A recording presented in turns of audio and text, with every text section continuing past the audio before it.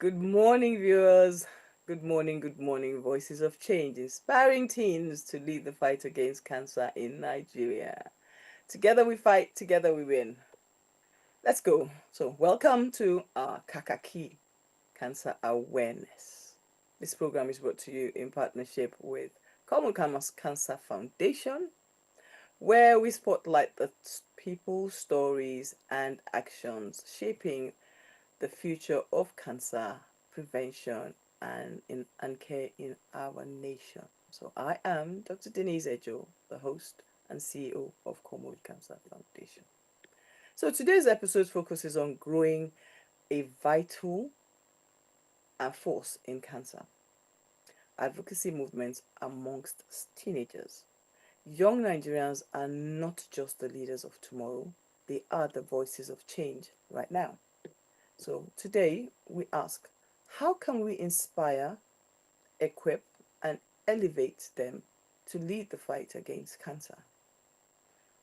Cormode Cancer Foundation, in partnership with Kakaki, have continued to raise the voices of children in the IDP camps, promoting cancer awareness. So now we are working with stakeholders across. Our topic focuses on inspiring teens, and we've already hosted the University of Abuja mural project 2 weeks ago. So today, let's look at what another group of children are doing to change the narrative. I am honored to have in the studio or live today, who we got? My special guest, Dr. Taofeek Adegboyega, who is a senior lecturer, researcher, cancer advocate, and the chair of trustees of the Khayr Cancer Health Initiative, popularly known as KCHI. Dr. Taofeek, welcome to the program. Thank you very much. Good morning, viewers. I'm delighted to be here, and we hope to have a very exciting conversation today. Nice to have you. Expand. Thank you. Yes. How is Zaria? Are you in Zaria or Kaduna? Very fine. Very fine. Very fine. In Zaria. Good. Fantastic. That's one of the things I like about this program. We get people from all over Nigeria. Come and tell me different things. So together we fight, together we win. Let's start this conversation. Let's get it moving. First question. Let's begin. Dr. Gwega. I can't call you that. Dr. Taofeek. That's not good. There, that works for me. Please just accept that. What does it mean to truly inspire teens in it's okay. cancer awareness in Nigeria? And why is it crucial to make it part of the national health strategy?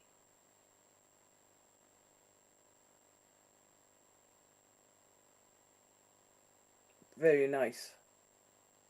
Have you frozen on me? Okay, thank you very much. Once again,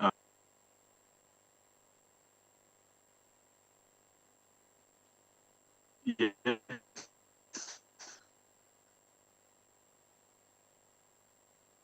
Um, just like you have presented and provided the necessary information to ensure healthy living. It cannot be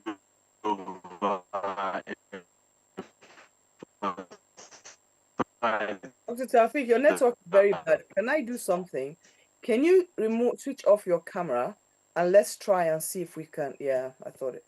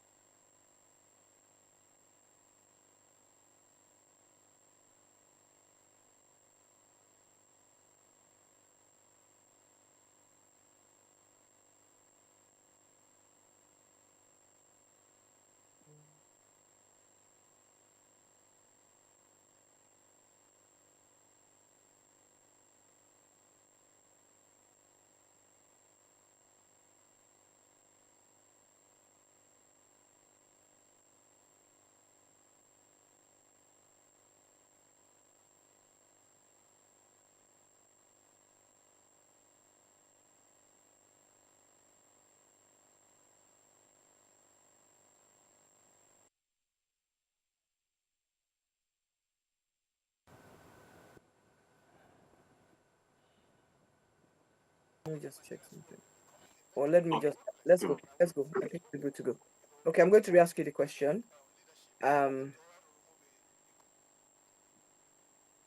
What does it truly mean to inspire teenagers in the context of cancer awareness in Nigeria, and why is this a critical part of the national health strategy? Okay, thank you very much. It's very important to inspire teenagers as well as the general population, particularly looking into the context of the challenges we are having today. The nation is currently facing a burden of twin challenge of communicable and non-communicable diseases. On one hand, we are battling with emerging and reimagined infections. So many concerns about antimicrobial resistance, pathogens.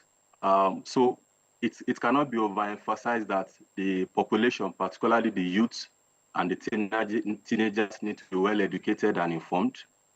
They need to understand how to relate to cancers. What cancer? What does it mean? What are the symptoms? What are the misconceptions? What are the myths? How can it be diagnosed? What are the treatments that are available? How can it be prevented?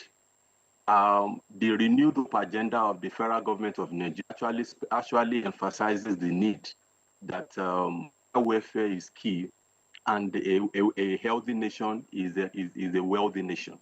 So a very strong advocacy is needed to ensure that the youth are carried along in achieving the desired future that we want today. Thank you. So that when we look at it from that, if we look at cancer prevention and beginning with education, then we have other stakeholders we need to look into. We need to bring on board that will help us to drive this in a different way. So, okay, how we often see young people as passive recipients of health information. Well, I don't, but that's because I'm a teacher, and I know that it's whatever you feed children, children will work with you. So, how is the KCHI going to turn that narrative when we look at the fact that you've got a project going on for children in schools, and we've got to position the children to be change makers? And I'm emphasizing that because it was very surprising when I said to people I would have a cancer club in the IDP camps. People thought it was a joke. We've run that club for 1 year, and that is in the Durumi camp. So if we can do it in the Durumi camp, why can't we do it everywhere else? So I'm using that as a yardstick to say, in this fight, how are you going to do that? Thank you very much. It's very important that the consideration for education is key. And I want to use myself as an example. When I was in high school, we have a community center in Shagamu, in Ogun State. So we have, it was a USAID-funded project then that the teaching hospital staff, the nurses, the doctors used to educate us about sexuality and health. And we serve as the educator. We were trained, and we'll go back to our course and teachers in the school to teach them about sexual and reproductive health. And I think I did that for about 3 years during my senior secondary school. And I tell you that phase of my life was quite very critical, very crucial. I was able to have the information needed to live a very healthy life at that tender. And we're also to transfer the knowledge to our colleagues. So it is important that from the primary to the secondary, every other level of education, there is appropriate education about health in relation to all forms of concerns. Cancer, to be particular now, the community health extension works with the teachers in the schools need to be educated. If they are educated through various forms, it could be through essay writing, it could be through work for life, it could be through public campaigns, it could be through fund donation, among others. So it is very important because once a child is able to understand that this child is and to be employed, they will have the education for life. And it is very important that once we step, or this step, the cases, it will assist to lower the burden of cancer in the near generation. I totally agree with you. That's very well said. That, you see, this is what I like. When people recognize that the children's voice, um, firstly, they will teach you how to put your programs together that really will change their narratives, and they will teach you how to make sure that the things we want are done properly. Okay, so can you share some of the? Actually, I would like to hear some of the um, ways that the children you have worked with have impacted um, um, the the work of the other children across Nigeria, because every state has different projects, every school has different projects. Um, I'm very interested in Kaduna, to be very honest with you. I want to see what you guys have done, because that might help us to bring some other people to the table to create what I'm trying to drive: cancer clubs across Nigeria. Thank you very much. The experience was such that um, we had opportunity of having a coordination of experiences, particularly in relation to breast cancer. And we had close to about 600 respondents. And in that, it was quite very clear that over 61% of the population do not have the adequate knowledge about breast cancer at that level. And those who we now scale up the discussion to say, okay, can we have further interaction with high school kids or high school children, as it is. So we now discover that a number of them put in their best in the exercise that was conducted, and and from their experiences relating with the community, family issues, those who have had decay in their family, how they were able to manage the emotional trauma, the financial concerns, among others. So some of them felt that, no, this is what we have to do. I want to be a medical oncologist in the future. I want to also be able to drive the advocacy in educating the population about this challenge. I want to call it a challenge because we all know that it is preventable. We all know that once it is diagnosed early, the patient could live for as long as God wishes. And they are very, very exciting experiences that it's a future that belongs to them, and they must have it protected. Some of them had drawings. We had a lady that drew very, very exciting images to illustrate what she intends to do, and in relation to the exercise that was given to them. So the innovation is there. The novelty among the population is key. That once we inform them of what the challenges are, they are able to find very lasting solutions that would assist. The overall of what we are doing is to be able to say, okay, how do we get the awareness? Once the awareness is created, then it means that we could be able to lower the burden and ensure that the country is healthy. And by so doing, our economic life and every other social part of our life will be enhanced. Thank you.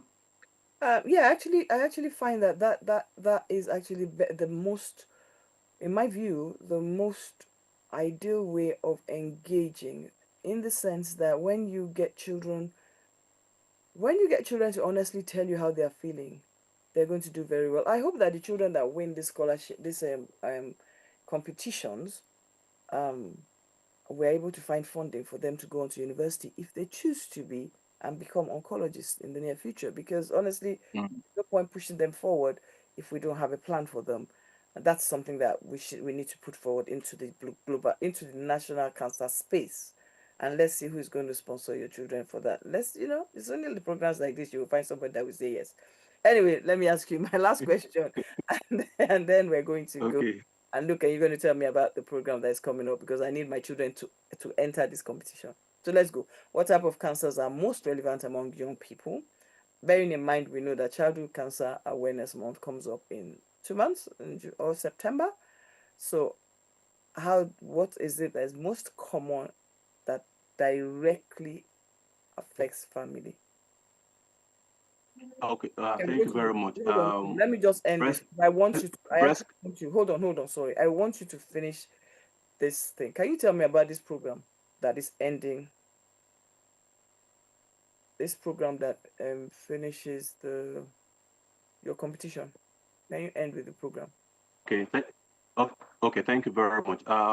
Breast cancer is one, followed by cervical cancer, as well as other levels of reproductive cancers, as well as childhood cancers too. Though it's neglected, but it's there. We have the Okapi Cancer Foundation doing quite very well. The NCS is also leading the activity of all the other neglected, apart from breast and cervical cancer. Um, the competition, as it is geared towards ensuring that we scale up interventions at the level at the level that is formative. All The right. exercise is open for few in the last weeks, and it's closing on the 15th of August. So it's open to all. Registration can be done on kw.kchi.org.ng. They click on it, and then they can get all the other details for submission. Later in Thank October, you. it's especially for breast Thank you, cancer. Dr. Taofeek. Thank you. So I think you've got it, and I hope the flyers were put up for you to see. It's the KCHI competition that is going on. Thank you, everyone. Thank you, viewers, for watching us. Sorry about the issues with the network in Kaduna, which has interrupted the program a lot. But we look forward to seeing you again. Together we fight, together we win. We'll be back on air in 2 weeks. And Dr. Adegboyega, we want to thank you for being with us, and we want to remind everybody that the children's voices do matter and should be central in whatever we do in going forward. This is summertime. Children should be given activities to do. Let's find activities for them to do in this period. I want to thank you all for watching. I thank you for staying tuned, and we look forward to seeing you again in the next few weeks. To every young person watching, your voice matters. To every teacher, parent, and policy maker, support them. And the future of cancer control in Nigeria depends not only on doctors and hospitals, but on classrooms, communities, and courageous teams ready to lead. Thank you all for joining us on Kakaki Cancer Awareness.